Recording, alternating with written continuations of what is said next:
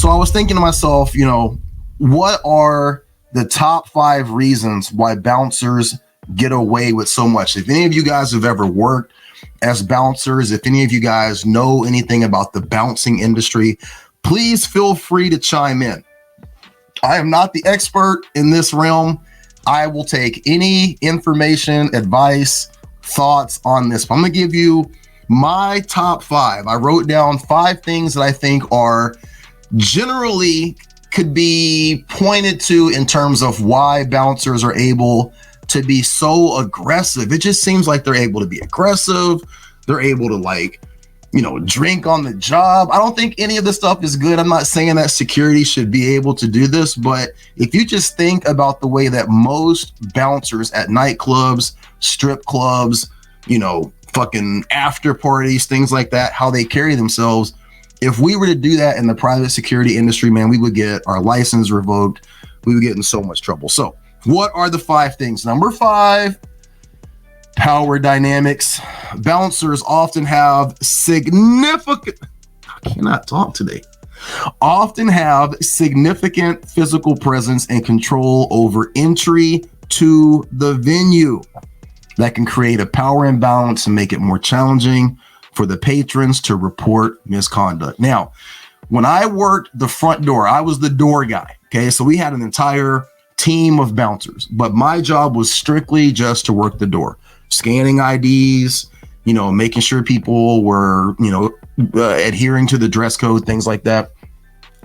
I had a lot of power in terms of who got in. Now, the nightclub that I worked at, this is in Pennsylvania, guys, outside of Philadelphia. When it's wintertime, it is ungodly cold. It's ungodly cold. It's snowing like crazy. It's sleeting.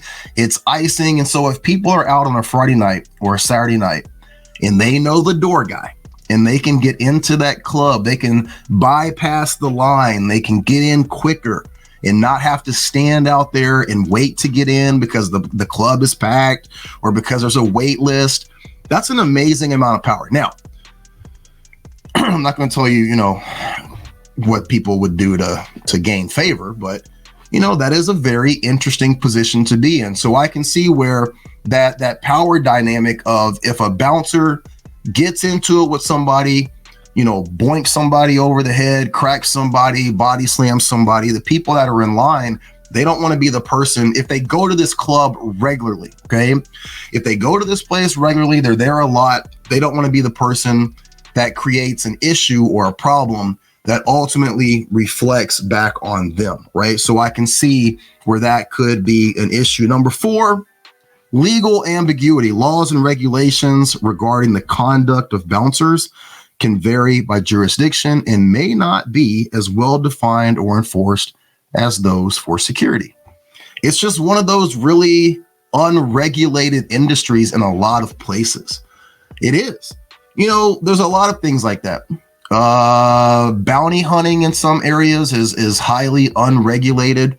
Private security in some states, they don't have a governing board in Ohio, or is it Ohio or Idaho?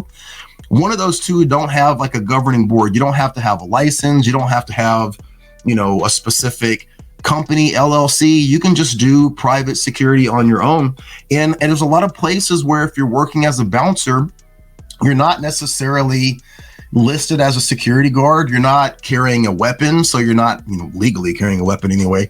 You're not beholden to a lot of the same rules and regulations. Private security is something that retail establishments, businesses, banks, all kinds of areas have to use private security. So there's an air of oversight and legislative power with that. People don't necessarily put that same stock into the nightclub industry, the bar industry, the strip club industry. They should, because a lot of shit happens there. But I think that there's just a lot of ambiguity as to where a bouncer falls. And a lot of times when people are working as bouncers, they're working under the table. These guys aren't on paperwork. They're not working on a W-2 or, anything like that. They're just working under the table. They're getting paid in alcohol. They're getting paid in lap dances.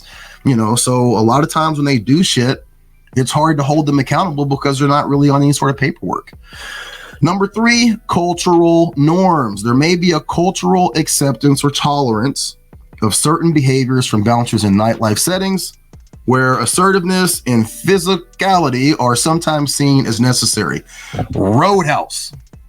If you guys have seen the original Roadhouse, not this remake that was absolute bullshit. Conor McGregor is horrible and should never be acting in anything other than like a Grand Theft Auto, scene or something. But yeah, it's culturally acceptable. People expect for bouncers to be aggressive, to be, rough and tumble. Like that's the image of every movie that you've seen. It's crazy how security is an actual industry. It's an actual regulated industry. And the general consensus about security is so much lower than the general consensus about a bouncer. You could tell a woman that you meet a woman out somewhere. She's like, hey, what do you do? You tell her you work in private security. You're going to have to really do a lot to make her see that as something positive. You tell her you're a bouncer. That's kind of fucking hot. What, you're a bouncer? You're a bouncer like Patrick Swayze, like Jake Gyllenhaal in Roadhouse? Oh my God, tell me more. You ever get in a fight? You ever get stabbed? You ever get cut? You know what I mean? We deal with the same shit. We deal with the same problems, but the general consensus about bouncers is night and day different than the general consensus about private security guards. So I can see that where the cultural norm is a big thing. Number two is going to be limited oversight. I kind of already said that. Nightclubs and bar environments may have less stringent oversight compared to other establishments that allows for bouncers to operate with more autonomy. There's just nobody watching.